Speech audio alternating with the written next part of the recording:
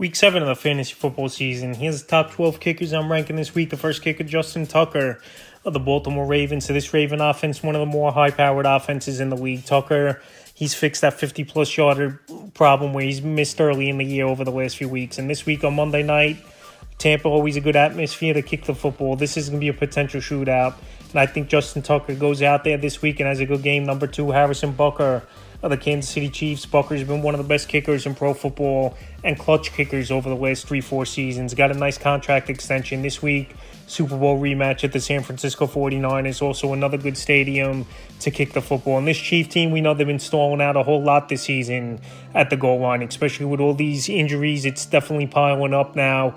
Obviously, no Rashee Rice, Hollywood Brown, Isaiah Pacheco. And this week versus bend but don't break type of defense of the 49ers, I think Butker's going to get some opportunities. Number 3, Young Hoku of the Atlanta Falcons. Young Hoku's been one of the best kickers in fantasy football this season. All game-winning field goals for him this year. This Atlanta Falcon team back home, and Ku's been better at home than he's been on the road throughout his NFL career. So indoor ball game, always a plus for kickers. They don't have to deal with the outdoor elements. And this week, a good matchup versus Seahawks where they can't stop anyone and they're giving up tons of points. So it wouldn't be surprising to me once again if Ku has a double-digit ball game. Number 4, Ka'im Fairbairn of the Houston Texans. He's on a high-powered offense. He's got a big boot, is Ka'im Fairbairn. I know this week it's in Green Bay, and the weather could go either way. It could either be freezing out there and tougher to kick the football, or it could be wet or even snowing for all we know in Green Bay. That's just how it goes in Lambeau Field. But anytime a kicker's in a high-powered offense and he could kick from 50-plus yards,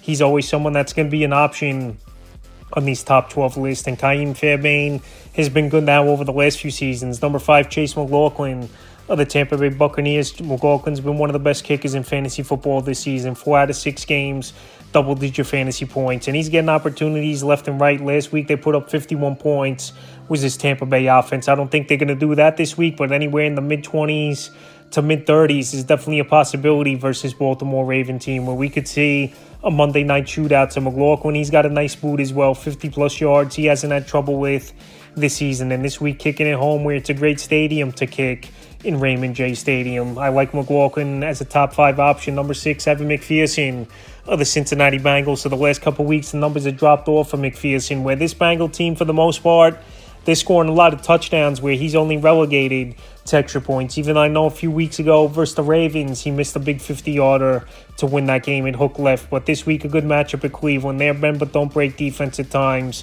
where they're giving up a lot of fantasy points to kickers on the season. And I think Bonnie Mack goes into the dog pound and has a bounce-back performance. Number 7, Austin Seibert of the Washington Commanders. He's been a solid kicker since week 2 when they signed him up with Seibert, the former Detroit Lions. So this week, a great matchup versus the Carolina Panthers.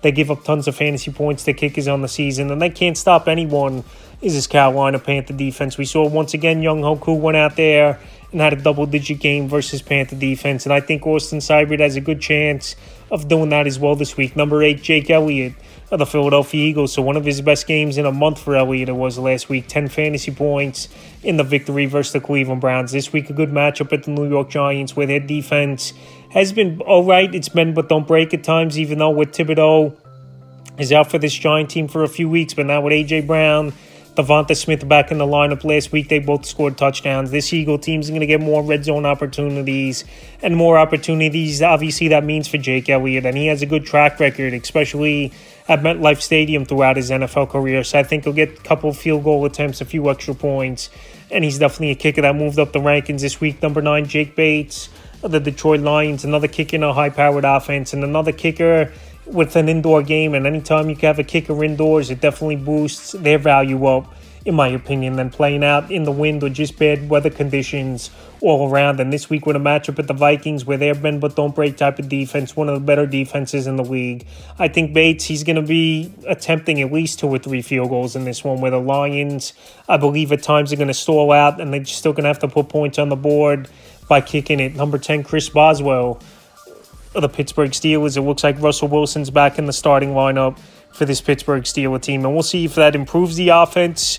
The offense takes a step back, but this week with a tough matchup anyway versus the New York Jets, where they're one of the better defenses in the league. They give up a lot of field goals where they hold teams out of the end zone. And also we know Chris Boswell, he's one of the best kickers of all time, accurate-wise, from 50+. I believe this week versus the New York Jets, opportunities will be there with those two factors, like I mentioned. And Boswell's been solid all season. Number 11, Cameron Dicker, Los Angeles Chargers, another kicker with an indoor game in Arizona. We know this Arizona defense can't stop anyone this season. And Dicker's one of the more accurate kickers in the NFL over the last 2 seasons. And he got a nice extension as well from this Charger team. And also this Charger team, they don't score a lot of touchdowns. So this week, I think Dicker, he'll hit 2 or 3 field goals possibly and get a few extra points. And like I said, the accuracy's always been there for him. And now to play indoors as well is a huge plus as well. And the 12th and final kicker I'm ranking Tyler Bass of the Buffalo Bills. So this week, decent matchup versus the Titans.